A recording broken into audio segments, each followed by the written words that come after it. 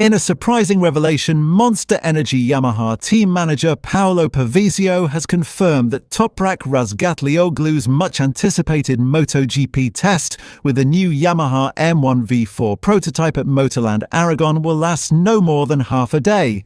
The Turkish World Superbike sensation, who has long been linked with a move to MotoGP, was initially expected to spend 2 full days on track Sunday and Monday, 9–10th of November. However, Pavesio clarified that this outing would be just an initial shakedown, rather than a complete test session. "We've planned this private test for quite some time with our test team," Pavesio explained. "Our main focus remains on the development of the motorcycle. At the same time, we see this as an opportunity to give Toprak a brief first experience with the bike, something more like a shakedown than a full test. We already measured his riding position a while ago, so when he gets his next chance in Valencia, he won't have to stress about ergonomics. He'll only do a few laps, probably half a day in total. I want to emphasize that this is not a test, merely an initial trial." Toprak Razgatlioglu, who delivered Yamaha's first World Superbike title since 2009 by winning the 2021 championship, has long expressed his ambition to graduate to MotoGP. Yet, as Pavesio pointed out, timing has never been on his side. Despite his success, Yamaha could not offer him a factory seat at the time. Instead, the Turkish rider continued his WSBK career, finishing as runner-up in both 2022 and 2023. But the desire to test himself on the biggest stage never faded.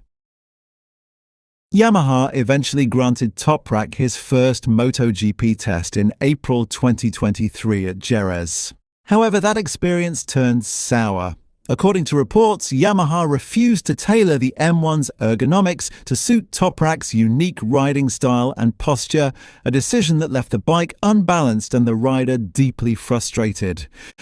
Feeling undervalued, Toprak walked away and shocked the paddock by signing a 2-year deal with BMW's factory Superbike team in May 2023.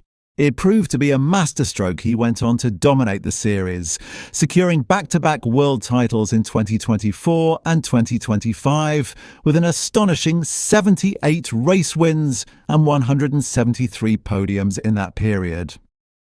Pavesio also drew parallels between Toprak's upcoming half-day shakedown and Nicolo Bulega's recent MotoGP debut preparations.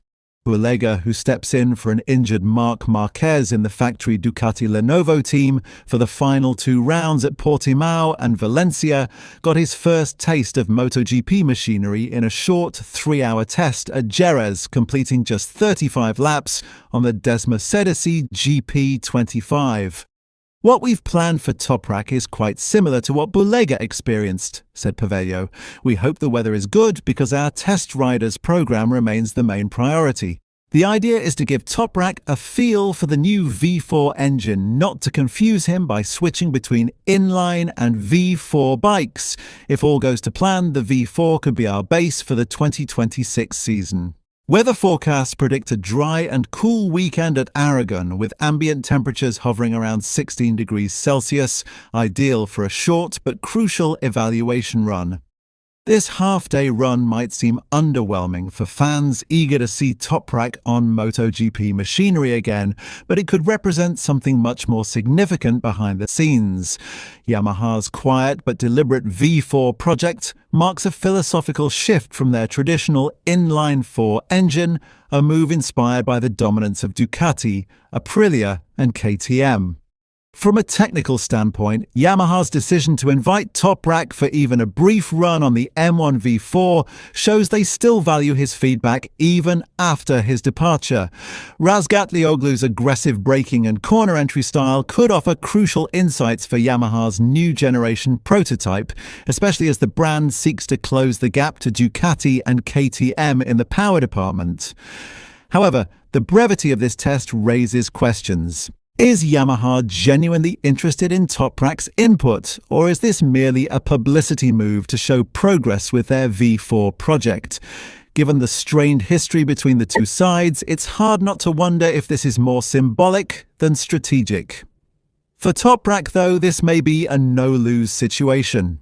A short spin on the V4 M1 allows him to satisfy his MotoGP curiosity without any long-term commitment, and perhaps remind Yamaha of what they let slip away. If Yamaha's V4 finally delivers the power and consistency they've been missing, and if bridges can be rebuilt, the possibility of a dramatic Toprak return to MotoGP in 2026 cannot be entirely ruled out. For Yamaha, this half-day test at Aragon could be more about validation than performance.